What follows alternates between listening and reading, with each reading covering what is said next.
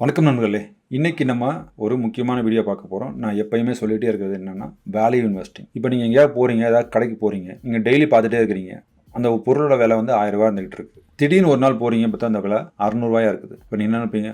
Wow, விலை செம்மையாக குறைஞ்சிருக்கு அப்படின்னு நினைப்பீங்க இல்லையா? அது மாதிரி தான். ஸோ இப்போ விலையாக குறைச்சிருக்குன்னு சொன்னனால உங்களுக்கு பிடிச்ச பொருள்னா நீங்கள் போய் அதை வாங்கிடுவீங்க. அதே மாதிரி தான் இன்வெஸ்டிங்லேயும் நிறையா பேர் வந்து வாட்ச் பண்ணிட்டே இருப்பாங்க. அந்த விலை வந்து நமக்கு வந்து குறைஞ்ச விலைன்னு நமக்கு தெரிஞ்சதுன்னா அதை போய் அட்டாக் பண்ணிடுவாங்க ஆளுக்கு போகிறான்.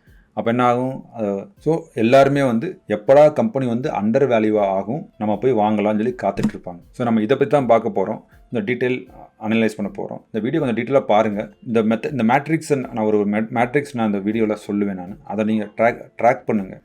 அதை ட்ராக் பண்ணாலே உங்களால் ஒரு ப்ராப்பர் டெசிஷன் எடுத்து அந்த கம்பெனியை வந்து வாங்கலாமா, இல்லை ஹோல்ட் பண்ணலாமா, இல்லை செல் பண்ணலாமான்னு ஒரு டெசிஷன் உங்களால் எடுக்க முடியும். வாங்க பார்க்கலாம். நான் உங்கள் சுந்தர். நீங்கள் பார்த்துட்டு இருக்கிறது மைண்ட்ஃபுல் ஃபினான்ஸ்.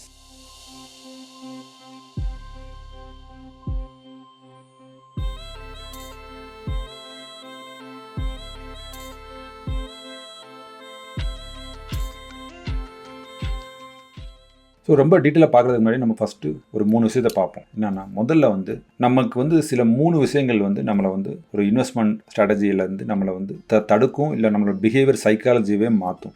ஃபஸ்ட்டு பாயிண்ட் என்னென்னா ஹர்ட் மென்டாலிட்டி. அதாவது நிறையா பேர் போய் செஞ்சாங்கன்னா அது கரெக்டுன்னு நினைக்கிற ஒரு விஷயம். ஒரு ரெஸ்டாரண்ட்டில் போய் நிறையா கூட்டம் வந்துச்சுன்னா, ஓகே இந்த ரெஸ்டாரண்ட்டில் நல்லா இருக்கும் போல், சாப்பாடு நல்லா இருக்கும் போல நினச்சி அந்த ரெஸ்டாரண்ட்டில் போய் சாப்பிட ட்ரை பண்ணுவாங்க. அதை விட பெட்டர் ரெஸ்டாரண்ட் பக்கத்தில் இருக்கும், அதை நம்ம மிஸ் பண்ணுறதுக்கான நிறைய ஆப்பர்ச்சுனிட்டிஸ் இருக்குது. ஸோ இந்த ஹர்ட் மென்டாலிட்டினால உங்களால் ஒரு நல்ல ஸ்டாக்கை போய் ஒரு கம்பெனியை போய் கண்டுபிடிக்கிறது மிஸ் ஆகலாம். நீங்கள் போய் ரொம்ப ஹைலி காஸ்ட்லி இல்லை நிறையா பேர் வாங்குறாங்கன்றதுனால அந்த ரொம்ப ஹை காஸ்ட்டாக இருக்கிற, ஹைலி ஓவர் ப்ரைஸ்டாக இருக்கிற போய் கம்பெனியில் போய் நம்ம இன்வெஸ்ட் பண்ணிவிடுவோம். ஆனால் அதே சமயத்தில் நல்ல தரமான ஒரு கம்பெனியாக இருக்கும், ஆனால் அங்கே கூட்டம் இருக்காது, அண்டர் வேல்யூடாக இருக்கும். அப்போ போய் நம்ம அதை வாங்க மாட்டோம். ஏன்னா அதில் வந்து அதை பற்றி யாரும் பேசலை, அதை பற்றி யாருக்கு தெரியாது அப்படின்றப்ப அதை வாங்க மாட்டாங்க. ஸோ இது ஃபஸ்ட்டு. ஸோ ஹெர்ட் மென்டாலிட்டி நீங்கள் அவாய்ட் பண்ணணும். செகண்டு, டெண்டன்சி ஆஃப் கேம்பிளிங் சொல்லுவாங்க. அதாவது சூதாடுற மனநிலை. எப்போயுமே நமக்கு என்ன ஆகும்னா, இந்த கேம்பிளிங் மைண்டில் வந்து எப்போயுமே இது ஓடிட்டே இருக்கும். இந்த விஷயம் செஞ்சால் என்ன நடக்கும், இந்த விஷயம் செஞ்சால் அப்படி நடக்குமா, இப்படி நடக்குமா அப்படின்னு நம்ம மனசு ஆராய்ச்சி பண்ணிகிட்டே இருக்கும். இதுதான் வந்து ஹியூமன் பிஹேவியர்ஸ் டெண்டன்சி. நம்ம எதை எடுத்தாலுமே வந்து இது பண்ணால் என்ன நடக்கும், அது பண்ணால் என்ன நடக்கும் அப்படின்ற ஒரு போக்கு இருந்துகிட்டே இருக்கும். அது மட்டும் இல்லாமல் உடனே எனக்கு நல்லது நடக்கணும், உடனே எனக்கு நான் நினச்சது நடக்கணும் அப்படின்ற ஒரு மனப்பான்மை நம்மகிட்ட இருக்கும். அதனால நம்ம வந்து ஈஸியாக வந்து இந்த கேம்பிளிங் மைண்ட் செட்டுக்குள்ளே போய் நம்ம மாட்டிக்கிடுவோம். கேம்பிளிங் ஏன் சொல்கிறேன்னா, எனக்கு ஒரு ஃபேவரட் ஒரு இருக்காருன்னா டேனியல் காலமன், பிஹேவியரல் எக்கனாமிக்ஸ்க்கு நோபல் ப்ரைஸ் வாங்கினவர்.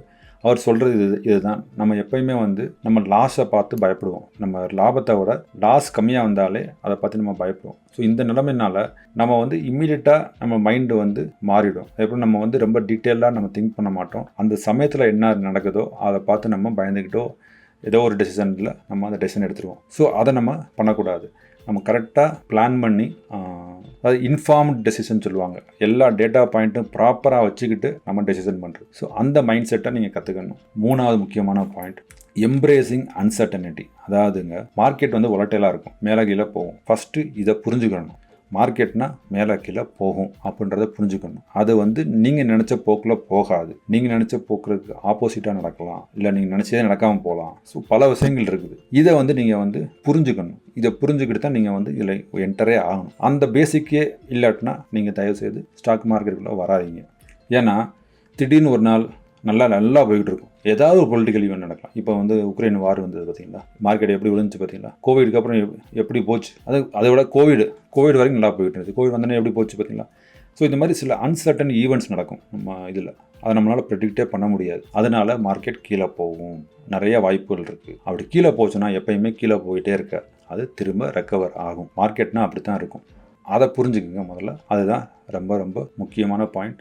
இதுக்கு இந்த மாதிரி ஒரு ரிஸ்க்குக்கு நீங்கள் தயாரா, அதை பிளான் பண்ணிக்கோங்க. ஒரு சக்ஸஸ்ஃபுல் இன்வெஸ்டர்ஸ் இருக்கிறாங்கன்னா அவங்க இதெல்லாம் புரிஞ்சிருப்பாங்க. இப்போ வாரன் பஃபர்ட்லாம் பார்த்தீங்கன்னா கையில் காசு வச்சுட்டு உட்காந்துருப்பாரு. எப்படா மார்க்கெட் கீழே விடுவோம், இப்படி விழுந்துச்சுன்னா போய் வாங்குவார். அவர் கம்பெனிலாம் கையில் வச்சிருப்பாரு, எல்லாம் எந்த கம்பெனியில் இன்வெஸ்ட் பண்ணால் அவருக்கு தெரியும். மார்க்கெட் கீழே விழுந்து ரேட்டு குறைஞ்சிச்சுன்னா டக்குன்னு போய் அள்ளிக்கிடுவார். அந்த மாதிரி நம்ம வந்து காத்துக்கிட்டு இருக்கணும், வெயிட் பண்ணிகிட்டு இருக்கணும். இந்த ரைட் ஆப்பர்ச்சுனிட்டிஸை மிஸ் பண்ணக்கூடாது. இதுதான் மெயின். இப்போ நம்ம வந்து நான் உங்களுக்கு ஒரு மேட்ரிக்ஸ் காட்ட போகிறேன். அதை வச்சு நீங்கள் அனலைஸ் பண்ணிக்கலாம், எப்படி சுச்சுவேஷனில் என்ன மாதிரி நம்ம பிஹேவியர்ஸ்லாம் இருக்கும் சொல்லிட்டு இந்த மெட்ரிக்ஸ் பார்த்தீங்கன்னா உங்களுக்கு நான் வந்து ஒரு காலம் போடுங்க யூனா நாம எல்லாருமே மார்க்கெட் கம்பெனி யுவர் பிஎன்எல். இதில் உங்களோட மைண்ட் செட் என்னவா இருக்கும், அப்போ மார்க்கெட் மைண்ட் செட் எப்படி இருந்தால், கம்பெனி மைண்ட் செட் எப்படி இருந்தால் உங்களோட ப்ராஃபிட் அண்ட் லாஸ் எப்படி இருக்கும் அப்படின்ற ஒரு சினாரியோ பார்க்கலாம். ஃபர்ஸ்ட் சினாரியோ, இப்போ நீங்கள் வந்து பாசிட்டிவாக இருக்கிறீங்க, மைண்ட் செட் உங்களுக்கு பாசிட்டிவாக இருக்குது, அதே போல் மார்க்கெட்டும் பாசிட்டிவாக இருக்குது, நீங்கள் மேலே போகணும்னு நினைக்கிறீங்க, மார்க்கெட்டும் மேலே போகுது, கம்பெனியும் நீங்கள் நினச்ச மாதிரி மேலே போயிடுச்சுன்னு வச்சுக்கோங்களேன். இப்போ என்ன ஆகும்னா எல்லாருமே ஹாப்பி, நல்லா ஹாப்பியாக இருக்கும், க்ரோத் இருக்கும், எல்லாருமே இதில் வந்து இன்வெஸ்ட் பண்ணுவாங்க. ஆனால் என்னன்னா நீங்கள் நினச்ச மாதிரி மல்டி பேக்கர் மாதிரியோ இல்லை பல மடங்கோ போகாது. ஏன்னா இது ஆல்ரெடி நோன் ஃபேக்டர், எல்லாருக்குமே தெரிஞ்சிருக்கு விஷயம். அப்படின்றப்ப இதோட ஹை வந்து இதோட இம்ப்ரூவ்மெண்ட் வந்து இதோட பிரைஸ் வந்து நீங்கள் நினச்ச மாதிரி பல மடங்கு போகாது. ஸோ இது ஃபர்ஸ்ட் சினாரியோ. செகண்ட் சினாரியோ, நீங்கள் பாசிட்டிவாக இருக்கிறீங்க, மார்க்கெட் பாசிட்டிவாக இல்லை, கம்பெனியும் பாசிட்டிவாக இல்லை, அப்போ என்ன ஆகும்னா உங்களுக்கு பயங்கரமான லாஸ் வரும். இதை நீங்கள் புரிஞ்சுக்கணும். இந்த ஃபிலாசபியை நீங்கள் கண்டிப்பாக புரிஞ்சுக்கணும். நீங்கள் பாசிட்டிவாக இருக்கிறீங்க ஆனால் கம்பெனியும் மார்க்கெட்டும் பாசிட்டிவாக இல்லை, இது ரொம்ப டேஞ்சரஸ் சுச்சுவேஷன். அப்போனா என்னன்னா நீங்கள் இன்ஃபார்ம்டு டெசிஷன்ஸ் எடுக்கலை, நீங்கள் ஏதோ ஒரு பயாஸ்ட், அதாவது நீங்கள் உங்கள் மைண்டில் நீங்கள் ஏதோ ஒரு நினச்சிக்கிட்டு ஒரு டெசிஷன் எடுத்துருக்கீங்க. அடுத்து நெக்ஸ்ட் சினாரியோ, நீங்கள் பாசிட்டிவாக இருக்கிறீங்க, மார்க்கெட் பாசிட்டிவாக இல்லை, ஆனால் கம்பெனியோட பெர்ஃபார்மன்ஸ் சூப்பராக இருக்குன்னு வச்சுக்கோங்களேன். ஸ்டார்டிங் டைமில் உங்களோட க்ரோத் வந்து ஸ்டாக் வந்து போகாமல் சரியாக பெர்ஃபார்ம் பண்ணாமல் இருக்கலாம். ஆனால் லாங் டேர்மில் அதோட கம்பெனியோட பெர்ஃபார்மன்ஸை புரிஞ்சுக்கிட்டு சென்டிமெண்ட் மாறும், மார்க்கெட்டும் அதை கேப்சர் பண்ணிட்டு அதில் இன்வெஸ்ட் பண்ண ஆரம்பிப்பாங்க. அதோட க்ரோத் வந்து பல்மடங்கு உயரும். 10 பேக்கராக 10x இருக்கலாம், 50x இருக்கலாம், whatever it is. Multi பேக்கர்ன்றது அந்த மாதிரி கம்பெனிகளில் தான் மல்டி பேக்கர்ன்ற ஆப்பர்ச்சுனிட்டி கிடைக்கும். ஸோ நீங்கள் நினச்ச மாதிரி நடக்கலையேன்னு சொல்லி பயந்துடக்கூடாது அந்த சமயத்தில். இதுதான் ரொம்ப முக்கியமானது. அங்கே தான் நீங்கள் வந்து இன்ஃபார்ம் டெசிஷன்ஸ் எடுக்கணும். நான் அதுக்கு ஒரு எக்ஸாம்பிள் காட்டுறேன். நான் காட்ட போகிற எக்ஸாம்பிள் வந்து ஜஸ்ட் ஃபார் எஜுகேஷன் பர்பஸ் தான். அதை வந்து ஃபுல் அண்ட் ஃபுல் அதை நீங்கள் நம்பி பார்க்காதீங்க. ஜஸ்ட் உங்களோட வாட்ச் லிஸ்ட்டில் வச்சுக்கிட்டு அதை ட்ராக் பண்ணுங்கள், நம்மளோட மெட்ரிக்ஸை ஃபாலோ பண்ணுங்கள். இது நான் காட்டுற ஸ்டாக் தான். நீங்கள் ஏதாவது உங்களுக்கு ஒரு பேங்கிங் செக்டாரோ ஏதோ ஒரு கம்பெனி இருந்தால் அதை வந்து நீங்கள் ட்ராக் பண்ணி பாருங்கள். ஸோ நான் ஒரு எக்ஸாம்பிள் காட்டுறேன், அந்த எக்ஸாம்பிளை பாருங்கள். இந்த எக்ஸாம்பிள் வந்து ஜஸ்ட் எஜுகேஷன் பர்பஸ் தான். ஒரு ஸ்டாக்கை நான் காட்டுறேன், அதை நீங்கள் வாட்ச் லிஸ்ட்டில் போட்டுக்கோங்க, போட்டு அதை ட்ராக் பண்ணுங்கள். உங்களுக்கு தெரிஞ்ச கம்பெனி ஏதாவது அந்த மாதிரி இருந்ததுன்னா அதையும் நீங்கள் வாட்ச் லிஸ்ட்டில் போட்டு இதை ட்ராக் பண்ணி பாருங்கள். இந்த சைக்காலஜி ஒர்க் ஆகுதா என்னன்னு நீங்கள் ட்ராக் பண்ணுங்கள். ஓகேங்களா, வாங்க பார்க்கலாம். நம்ம இப்போ வந்து பந்தன் பேங்க் ஸ்டாக்கை பார்க்கலாம். இந்த பந்தன் பேங்க் ஸ்டாக் பார்த்தீங்கன்னா உங்களுக்கு ஸ்க்ரீன் தெரியுதுன்னு நினைக்கிறேன். இப்போ பார்த்தீங்கன்னா இது எப்போ ஆல்மோஸ்ட் ஜூலை 2020. ஓகேங்களா, ஜூலை 2020 கீழே போயிட்டு இதை மேலே போயிட்டு இருக்கு. மேலே தான் இருந்திருக்கு ஸ்டாக்கு, பட் ரொம்ப நாளாக கன்சிடர் கீழே நல்லா கீழே விழுந்துடுச்சு. கீழே விழுந்துட்டு திரும்ப மேலே போகுது இப்போ. ஓகேங்களா, இதோட மந்த் பார்த்தீங்கன்னா ஜூலை 2020. ஸோ இப்போ நம்ம ஃபண்டமெண்டல் நம்ம ஸ்க்ரீனரில் போய் பார்ப்போம். ஸ்க்ரீனரில் போய் எடுத்து பார்த்தீங்கன்னா பந்தன் பேங்க் எடுத்து பார்த்தீங்கன்னா நான் சொன்ன மெத்தட்ஸ்லாம் இதுக்கு முன்னாடி நான் உங்களுக்கு சொல்லிக் கொடுத்த மெத்தட்ஸ்லாம் பார்த்தீங்க. பிஇ ரேஷியோனா என்ன, பிபி ரேஷியோனா என்ன, இதெல்லாம் சொல்லியிருப்பேன் நான். எப்போ பிபி ரேஷியோ பார்க்கணும், நம்மளோட மெத்தட்ஸ் அதெல்லாம் நீங்கள் ஃபார்முலாலாம் கிரகம் ஃபார்முலா, பெக் ரேஷியோ யூஸ் பண்ணி பண்ணுறது, இதெல்லாம் நீங்கள் பார்த்தீங்கனாலே உங்களுக்கு சில டீட்டெயில்ஸ்லாம் கிடச்சிரும். ஓகேங்களா, பட் எனிவே அது இல்லாமல் இப்போ ஜென்ரிக்காக நம்ம பார்க்கலாம். சரிங்களா, இப்போ ஸ்டாக்கு மேலே போய்கிட்டு இருக்கு. மைண்ட் செட்டு ஆளோட மைண்ட் செட் என்ன இருக்கும், ஓகே மேலே போக ஆரம்பிச்சிடாப்பா, சூப்பராக இருக்கும், அப்போ நம்மளும் போகலாம் அப்படின்னு நினைப்பீங்க. கரெக்டுங்களா, எல்லாரும் அப்படி தான் ஜென்ரிக்காக போகும். இப்போ நம்ம இந்த இடத்துல பிபி ரேஷியோ பாருங்கள். ஓகேங்களா, இந்த 2020 எந்த டைமில் 2000 டேட்டா என்ன இங்கே இந்த இடத்துல வச்சுக்கலாம். ஸோ இப்போ கீழே போயிட்டு மேலே போக ஆரம்பிச்சிருக்குது. இது வந்து 2019 2021. ஓகேங்களா, ஸோ நம்ம வந்து நான் இது பந்தன் பேங்க் வந்து நம்ம 2019 பி பார்ப்போம், செப்டம்பர் மந்தில் அந்த டைமில் பார்ப்போம். அப்போ பாருங்க மேலே போயிட்டு இருக்குது. மேலே போயிட்டு இருக்கும்போது என்ன நடக்குதுன்னு நம்ம ஸ்க்ரீனில் போய் பார்ப்போம். 2019 போய் பார்த்தீங்கன்னா அக்டோபர் 2019 பார்த்தீங்கன்னா இதோட பிபி ரேஷியோ வந்து ஆல்மோஸ்ட் 6.4 இருக்குது. 6 தடவை ஜாஸ்தியாக இருக்குது பிபி ரேஷியோ. ஸோ நார்மலாக இதை வந்து எக்ஸ்பென்சிவ்னு சொல்லுவாங்க. சரிங்களா, ஸோ இப்போ வந்து ஹையாக இருக்குன்றதுனால நீங்கள் மார்க்கெட் ப்ரைஸ் மேலே போயிட்டு இருக்குது. அப்போ எல்லாருமே அதில் போய் வாங்க ட்ரை பண்ணுவாங்க. அப்படி வாங்க ட்ரை பண்ணும்போது இப்போ மார்க்கெட் சென்டிமெண்ட் என்ன ஆகுதுன்னு பாருங்கள். அப்போ என்ன ஆகும், மார்க்கெட் சென்டிமெண்ட்டு அந்த இடத்துல என்ன ஆகுது, சலன்ட்டு விழுக ஆரம்பிக்குது. ஏன்னா மார்க்கெட்டுக்கு பிடிக்கிறது. ப்ளஸ் இன்னொரு விஷயம் என்னன்னா, இது வந்து நம்மளோட கோவிட் சினாரியோ. ஓகேங்களா, இது வந்து கோவிட் டைமில் இது விழுந்தது. சரிங்களா, அது ஒன்று. ஸோ மார்க்கெட் எப்போயுமே பார்த்தீங்கன்னா இந்த மாதிரி ஆப்பர்ச்சுனிட்டிஸ்க்காக வெயிட் பண்ணிட்டு இருப்பாங்க. ஸோ இப்போ என்னது, கோவிட் ரெக்கவர் ஆகுது, மேலே போகுது திரும்ப. ஆனால் அந்த இடத்துல பார்ப்போம். இது என்னது, இந்த இடத்துல பார்த்தீங்கன்னா ஜூலை 2020. ஓகேங்களா, ஜூலை 2020 நம்ம ஸ்க்ரீனரை போய் பார்ப்போம்.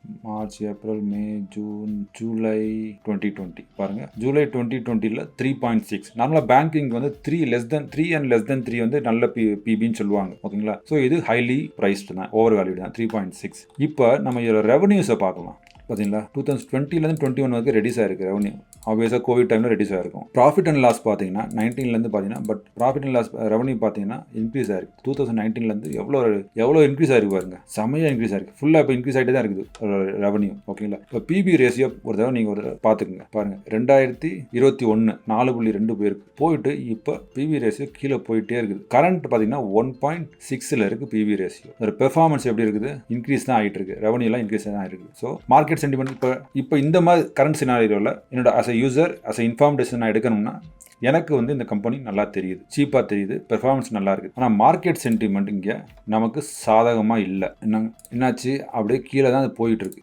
அங்கேருந்து கீழே தான் போயிட்டுருக்குது. இப்போ வரைக்கும் இது கீழே தான் போயிட்டுருக்கு. அதே போல் ரீசெண்டாக வந்து இப்போ சிஇஓ வந்து எக்ஸிட் ஆனார். ஸோ புது சிஇஓ ஃபைன் பண்ண பார்த்துட்டு இருக்காங்க. ஸோ இந்த நிலைமையில இருக்குது இது. இப்போ இதை வந்து வாட்ச் லிஸ்ட்டில் வச்சுக்கோங்க, என்ன ஆகுதுன்னு நம்ம பார்ப்போம் ஃபியூச்சரில். இதை வந்து நான் ஓப்பன் எண்டாக வச்சிடறேன். இது கன்க்ளூஷன் பண்ணல, நம்ம மேட்ரிக்ஸ் யூஸ் பண்ணியிருக்கோம், பெர்ஃபார்ம் எல்லாம் பார்த்துருக்கோம். இப்போ என்ன நடக்குன்னு சொல்லி நம்ம ஃபியூச்சரில் நம்ம ஒரு நாள் இதை வந்து அனலைஸ் பண்ணிக்கலாம். ஸோ பேசிக்கலாக நான் என்ன சொல்ல வந்தேன்னா, எப்படி வந்து ஒரு ஸ்டாக்கை வந்து நம்ம அண்டர் வேல்யூடாக பார்த்து பிக் பண்ணணும், ஹேர்ட் மென்டாலிட்டி இருக்கக்கூடாது, கேம்பிளிங்காக இருக்கக்கூடாது, அப்புறம் அன்சர்டனிட்டிக்கு ரெடியாக இருக்கும். இந்த மூணையும் வச்சுக்கிட்டு ப்ளஸ் நம்மளோட ஃபார்முலாஸ்லாம் யூஸ் பண்ணி அனலைஸ் பண்ணி ரெடியாக வச்சுக்கிட்டு என்ட்ரு ஆகிறதுக்கு காத்துட்ருங்க.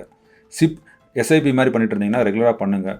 ஆனால் கீழே போகும்போது கொஞ்சம் ஜாஸ்தியாக ஆட் பண்ணுங்கள். உங்களுக்கு புரிஞ்சிருக்குன்னு நினைக்கிறேன். இந்த வீடியோ உங்களுக்கு பிடிச்சிருந்ததுன்னா லைக் பண்ணுங்கள், ஷேர் பண்ணுங்கள், கமெண்ட்ஸ் பண்ணுங்கள். உங்களுக்கு தெரிஞ்ச கம்பெனிஸ் எல்லாம் வந்து ஏதாவது இருந்ததுன்னா நான் சொன்ன மாதிரி மெத்தடில் போட்டு கமெண்ட்ஸில் போடுங்க, நம்ம அதை ட்ராக் பண்ணுவோம். நன்றி, வணக்கம்.